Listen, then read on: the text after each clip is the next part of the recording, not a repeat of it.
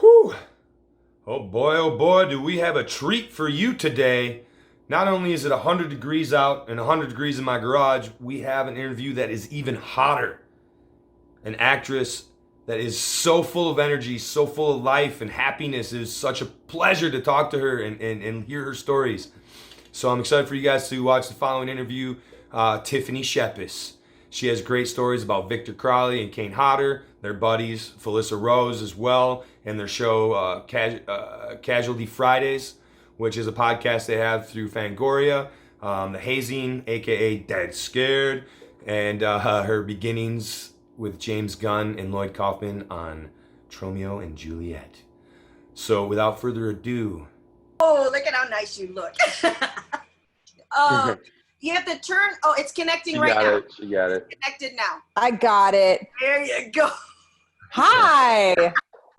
You really Hello. did hurt your thumb, didn't you? Well, you freaked me out because you, dude, are not Tommy. And I was like, oh shit, I'm in the wrong Zoom meeting. Why am I not Tommy? Like, Why am I she's not on. Oh, yeah. Oh, Jim. Yes. Yeah, Oh, Jim. Okay. Hey, Jim, this is Tiffany. Hi, Jim. What's up? Jim, not much. Just another day in quarantine. Yeah. Well, where are you, Jim? Van Nuys.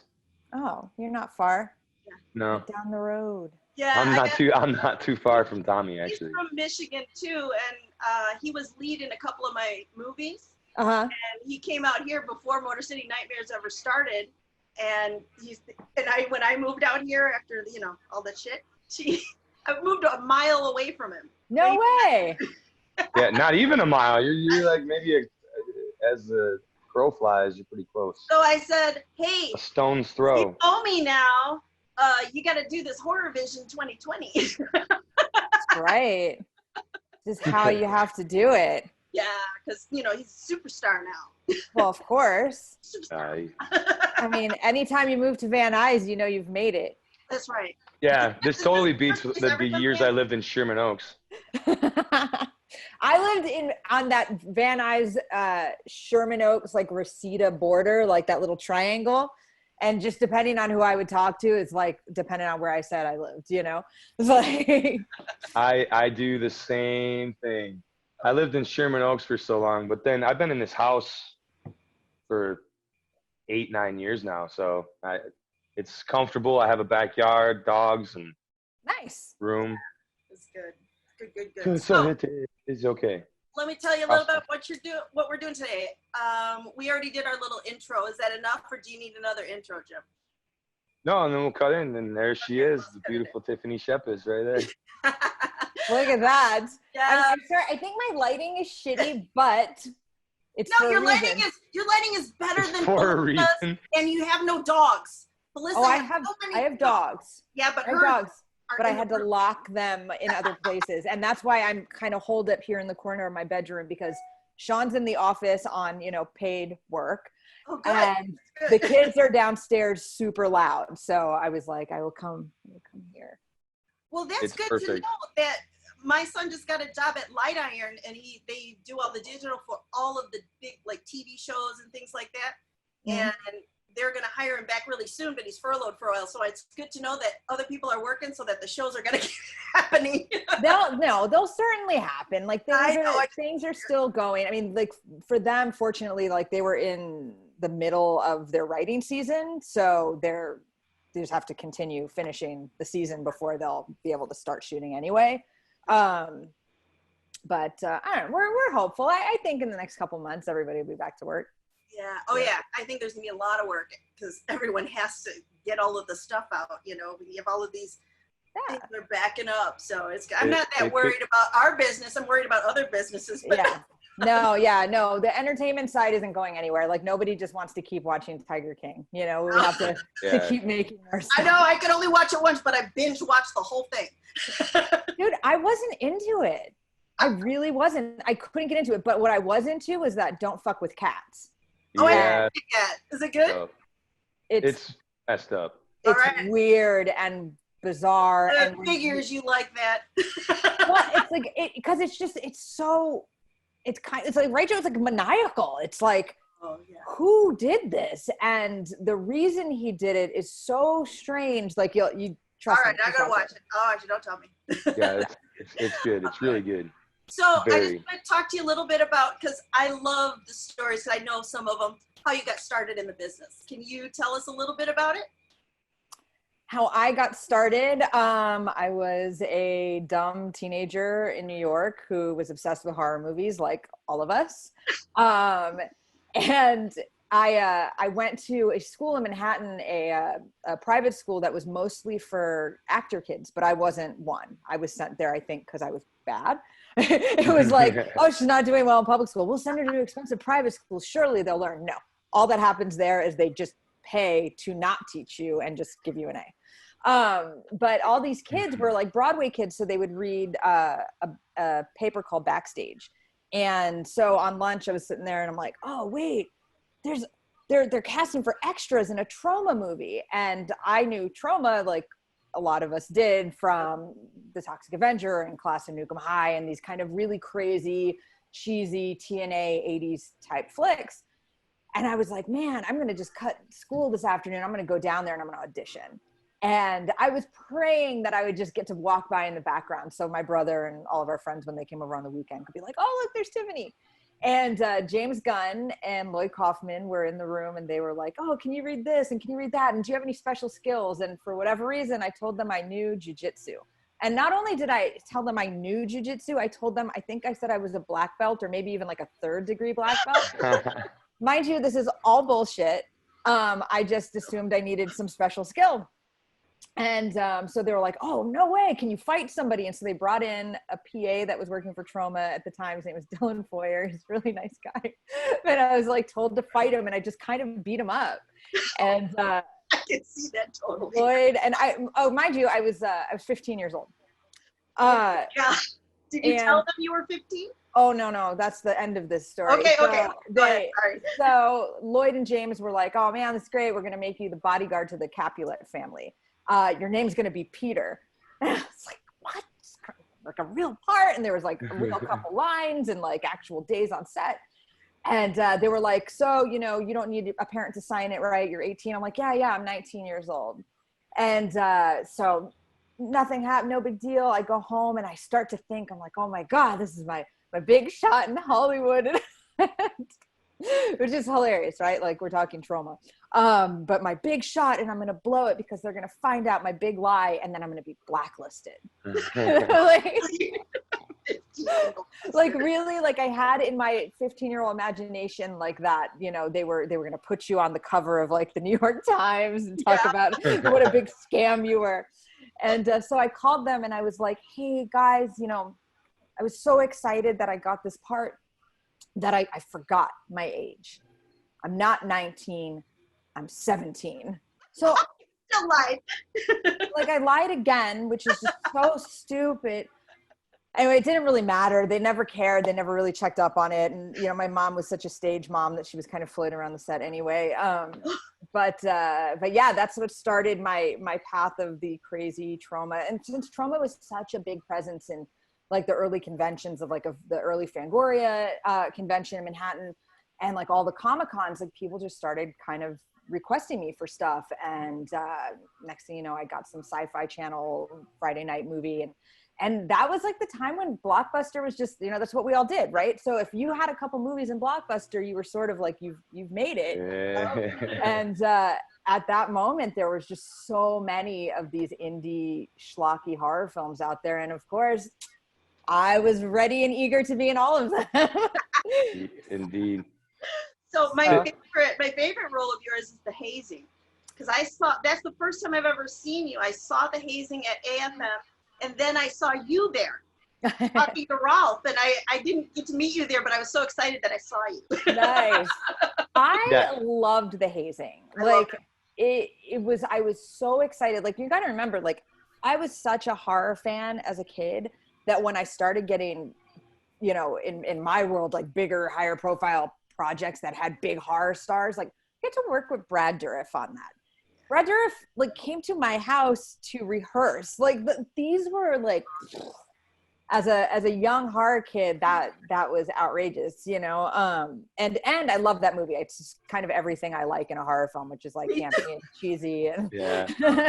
It's So fun, yeah. you've done, you know, a couple horror films over the years. Besides The Hazing, is there one of those films that really stands out as one of the greatest experiences? Experiences. I don't mean, like, a good amount of them have had just interesting stuff that's happened on them, or, you know, cool people that I got to work with, like on The Hazing. Like working with Brad Dourif was just, it was a coup for me. And I get possessed by him in it. So I had to take on his mannerisms. And of course he decides he's going to do it in an English accent. I'm like, what the fuck? Come on, dude. Like, so that was it's a real highlight for me. I got to set a guy on fire in a movie called The Scarecrow. That's always cool when you get to do pyro stuff. You know, especially like, because everyone thinks like, you know, oh, you know, you make movies, but it's like you forget, like, I make indie movies. Indie movies, you generally don't get fire stunts, and if you do, it's because somebody got fucking caught on fire. And they're like, oh man, maybe we should film that. So that was a lot of fun. Shooting a movie called Victor Crowley, which was Hatchet, which was part of the Hatchet series, but we shot it in secret, and that's a lot of fun. I remember it coming out after going, why didn't you tell me? Yeah. Yeah, because he made us all. He's like, look, the only way like the surprise works is if everyone keeps it quiet. I'm like, but you hired all of the biggest loudmouths in horror, like me and Felissa Rose and Kate Hodder, like everybody, Dave Sheridan. Everybody has such a big mouth, but for some reason we all kept it quiet. And so shooting something in secret was pretty rad. And The Violent Kind. I did a movie called The Violent Kind for the Butcher Brothers years ago. It was actually 11 years ago. And it had it was a tiny budget, but it had the producers from the Texas Chainsaw Massacre remake and the Halloween remakes. And so we had big people behind it. And so it was like, oh man, all these big people are looking over at this tiny little production. How are we going to make it work? And I play this possessed chick that crawl around on the ceiling, and it's that was a lot of fun. I played Sundance, so that was cool. You know, it's not often these little movies get to play festivals that aren't just like Bloody Festival 5 in Shakopee. You know? Right. Wasn't there a movie called, was it Prometheus, Frankenstein? What's the one that you met your husband on? It's both. It was originally called the Prometheus Project. Oh, right. And then, you know, the genius distributors thought nobody would know what Prometheus meant.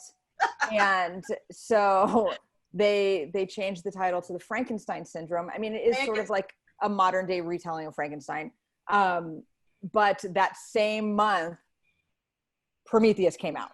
Oh, yeah. Well, we should have kept it that title then. Yeah, we could have easily done the Asylum route and made millions. Yeah, we did a premiere at Motor City Nightmares of that, I remember. Yes, she did, and people loved it. And it's a different kind of horror film. So like if you took something like The Hazing and you looked at the Frankenstein Syndrome, they're completely opposite types of movies. Like, you know, one's fun and crazy and full of comedy and nudity and you know, really lowbrow teenage jokes, and the other one is like a sort of sophisticated medical thriller. Yeah. So that one was a lot of fun to do as well, just because I got to do something different. And that's sort of like always been my thing, is like, you know, like, oh, all right, like how many times can you run through the woods naked screaming? Like it's kind of boring, and it's gonna be boring for you watching me do it over and over again, because eventually I'm gonna phone it in. Eventually, yeah. Eventually, I'm like, you know, the second one. Sequels, right? You worked on a project with somebody I know, Anthony Delbasi, on Extremity. Yes, I did. Yeah, and that's just a crazy effed up movie, man.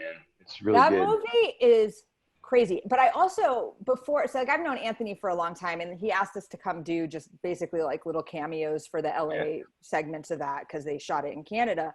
And since I just love Anthony and his wife, I was like, yeah, hell yeah, I'll come down. But it opened my eyes to the world of these extreme haunts, which I had no idea existed. Like I knew friends of ours like Darren Bousman and them put some of those on, but I didn't know the depth of the people that go to them, that it's such a kind of a weird way of life. Like I have no interest at all in paying you to kidnap me and feed me bugs. Like, there is not one shot in hell you get me to do it. But I'm extremely fascinated by the people that are into it.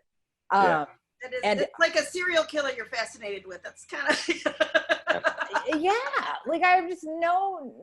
I also don't want to hang out in a haunted house either. Like, I just want to make movies about them, but I don't want to go there. People think that haunted house people are the same as horror.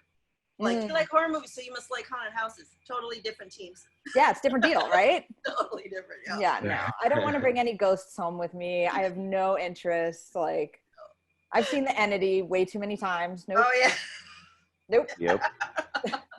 But yeah, Extremity was really wild because we went, it was just the night and we went downtown LA to some weird like studio place, and it was me and actor Nick Principe and like a couple other people, and like I'm yelling at him. It's just kind of like weird, sadistic kind of, dominant stuff. And they're like, we have these hissing cockroaches and you're gonna put them in Nick Principe's mouth and make him eat them. One, I'm just not a bug person either. Like, I realized they were real. Oh yeah, they're real and they're giant. Yeah. And so I'm like, I'm wearing these gloves. I'm like, oh God, they're gonna get on me or they're gonna climb up. And we put them on him, and we actually then started to feel bad for the bugs, like, because they're so big and they're so hot. I'm like, well, what's the point? Like, you can't eat them. You can't. We just gotta set them free. So they just crawl around on his face. Is he really gonna eat them? He was, yeah. Wow, that's dedication. Nick Principe's kind of one of those dudes, though. I think, like, I think if you asked him to like tase himself, he would do it too. Like, oh, like the Jackass guys, right? Yep. That's awesome. I hate cockroaches. No, it's disgusting. Where are you from originally? I'm from Michigan originally. Oh, you're from Michigan. Do you guys have cockroaches there? Not as big as here. No.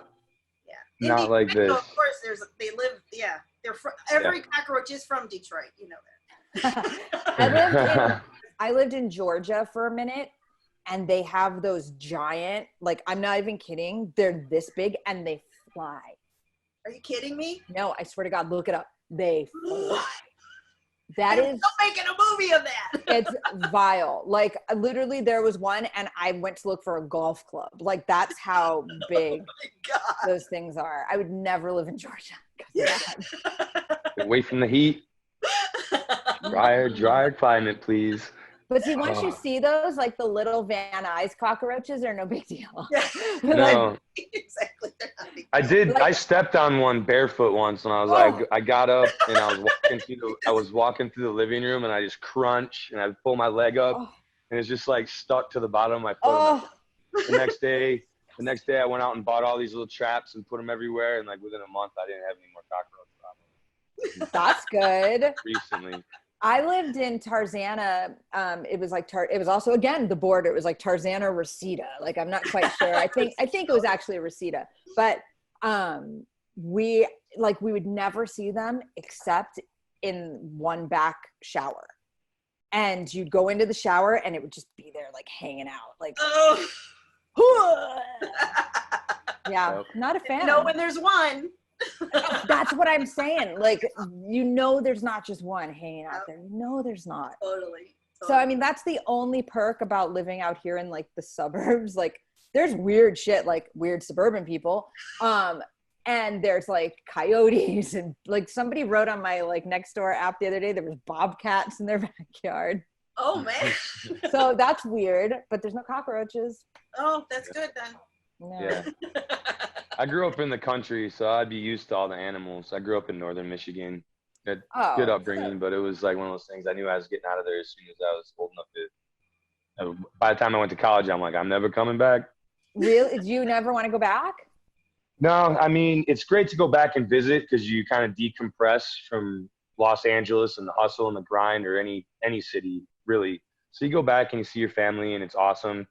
Summertime, I spend like 3 weeks, maybe a month there just to hang out with everybody and catch up, and Christmas, of course. But no, man, by end of week one, I'm like, I'm going crazy. I'm like, this is great. And then all of a sudden, like 5-6 days in, you're like, can I really go to the same hole in the wall bar that all my buddies still go to again and again? That I've been going to for 20 years. Yeah. And did they all marry each other too? Like that's always weird to me. Almost all my friends are married to high school sweethearts still 20 years later. So weird. So like I'm from New York and I still know a couple of the people, but just peripherally, like on Facebook or whatever. And a lot of them married each other too. And for me, I guess it's just because I left so young that idea is so foreign, like so strange. Yeah, you see, it's like something that's like for the 1950s. You met your sweetheart and you did your thing, and times have changed, but not in northern Michigan. At least they're not marrying cousins and stuff. I guess that's true. Yeah, there's that. You don't know that they could be cousins. Yeah, you never know. Why'd you Small have to community. give them the accent? Huh? That's not nice. My maiden name is Hatfield, so yeah. And I reckon. Crazy. So what projects got canceled for you during this time? Well, I didn't really book a lot for this past year because we had some family stuff happen. And so I was just like, nope, I'm not really going anywhere. I'm not doing anything. I'm just going to kick it with the family. But we did have a project. This poor project. It's called Killer Babes and the Frightening Film Fiasco. And the guy's making it like a very drive-in, kind of bombshelly, fun, over-the-top horror flick. And I actually play a character who's a reality TV person who is a hunter, but she's not really. I can't really explain it to you. But I went out to Greensboro to do a photo shoot. We were doing some test shoot stuff for the costume. And these guys have it together. Like they're really, really pulling out the stops for this little movie. And we were supposed to shoot in November when a lot of stuff happened with our family. And so I had to cancel. They were like, no problem. We totally get it. And I was like, look, you can totally recast me. I'm a team player like that. And they're like, no. We'll push it till March. Oh, of course. I had to call the poor guy. I was like, man, you're really fucking unlucky. Right. like third time's the charm.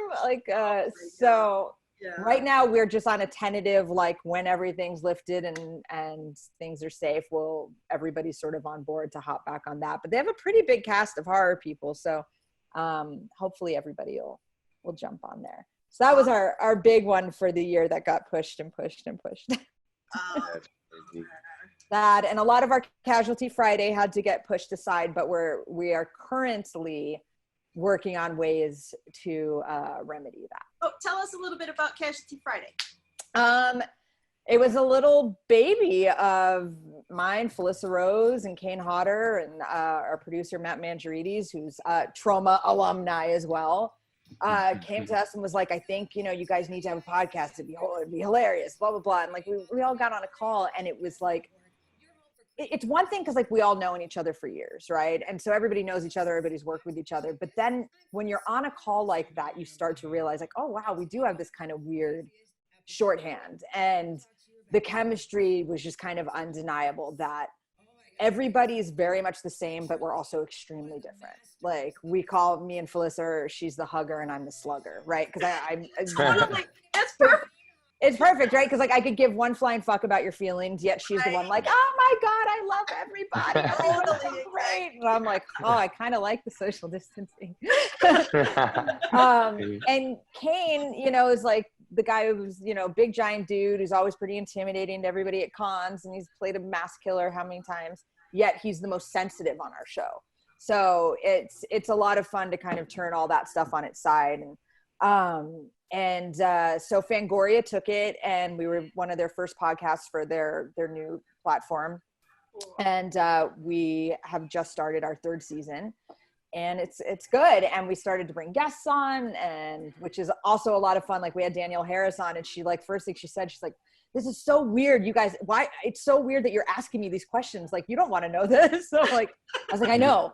but they want to know. They want to know. They want to know, right? That's why Yep. we're here too, because they want to know. They want to know. It's like, you don't want to know this stuff about me, Tommy. I know a lot of this stuff already. Yeah.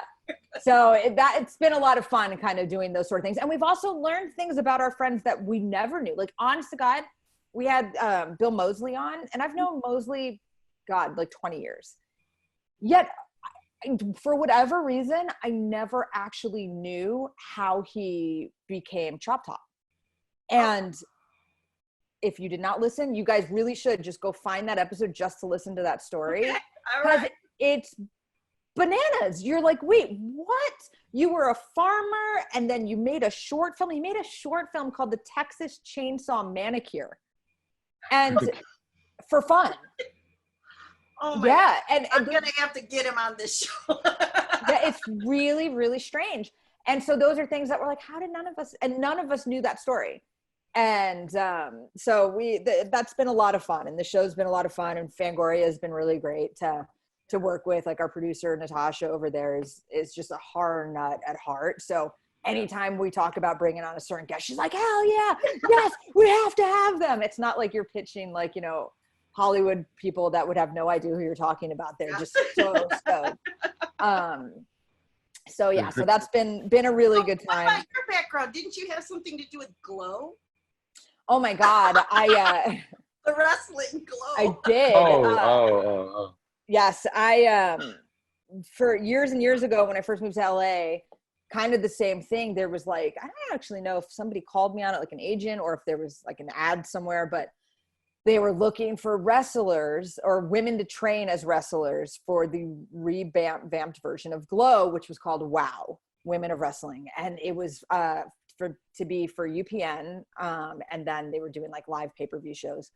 And they trained us for like, I don't know, it was like 10 weeks or something like that every day, which basically just getting like worked out and like, and you don't realize like how hard these wrestlers work. Oh, yeah. Those rings, those ropes hurt. They hurt like a mother. Like, I fractured my neck, like people broke things. Like, there's so much that goes into that stuff. But they started with this giant cattle call of people and then kind of whittled it down to 20 girls. And I was one of them. I was Madison, the New York rich bitch. And so I was sort of like, if you are a fan of old WWF, it was sort of like the Ted DiBiase, like the $1 Million Man. So I wouldn't always fight. I would pay people to fight for me. I would steal stuff. Very politician-like. Very good. And we were ready to, like, I think we were a couple days away from our first match, and we were still fighting for insurance. And every day the producers were telling us it's coming. Oh, you'll have it by the end of the day. You'll have it by the end of the day. So I kind of rallied all the girls together, and I was like, look, if we fight this first match, we're never getting it. I was like, fight for it right now. They'll have to give it. They're not going to, we had a pay-per-view show at the Staples Center. I was like, they're not going to cancel it. They're going to pay the insurance for 20 girls. It's not a big deal for them. Everyone's like, all right. And they're like rallying behind me. I was like, I'll talk for everyone. Get there. Every one of those bitches sat down. Every one. So in order to not, to save face, I was like, well, fuck it. I was like, thanks for the free haircut. Peace. And I walked out. And I got out the door and I was like, what did I do? That's a great story. Biggest mistake of my life. And I have forever since tried to get on the TV show Glow with that story, and no one will audition me for it. So if anyone knows anybody, when that show's back, all right. I lived it. I love that show. It'll be back. Yeah. We'll figure it out. All the shows are coming back. I know that. No, man. It was one of those like, oh, what did I do? Like, this, damn it, my big mouth. But truthfully, like, so many girls got really hurt, like really, really bad. And there was like a lot of weird jealousy amongst a lot of girls. And like, you could kind of see it coming, like, oh, she's not about me, but like, this is the lead girl. I'm going to really punch her in the face and break her nose today. Like that, those kind of things. And you also have like a lot of inexperience. Like I, at least, like kind of was acting for a bit.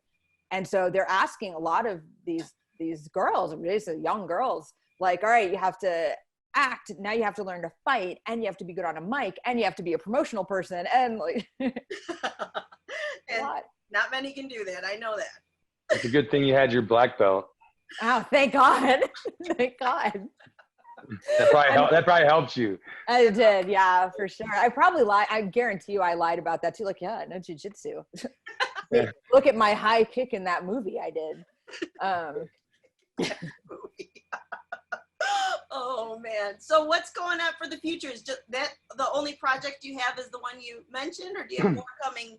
Well, I have that movie that you and I are doing, Tommy and Joe. Like, we've got that film. Oh. I know you didn't want to announce it yet, but wait, the Clown Motel? No, Joe. I'm just kidding. Oh, she's fucking with me. I'm like, what are you fucking with me for? Because I got a whole bunch of stuff going on. I'm like, did I have something? No, but I should be in Clown Motel for sure. 100%. What is Dawn of Five Evils? Is that something that was also shut down? I don't know if that's even something. I know it said. I don't know what that is. Oh no, it's on your. It's the last thing. It's the first thing listed on IMDb. I went and checked, and I'm like, okay, what's this?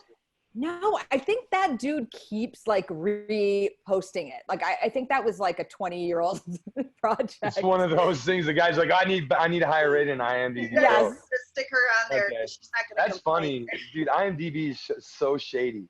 Oh my gosh. So, oh my God, I have a great IMDb story. So, for years, people would bring me to conventions this movie called Kante, Kaante. And the covers were always different. And I was like, I'm not in that. And they're like, well, it says you were on IMDb and I bought all your movies. Yeah. Like you have some of those awesome fans who are great and they'll bring you every movie you've ever made to sign. And I'm like, I'm sorry, I'm not in it. And you just paid $10.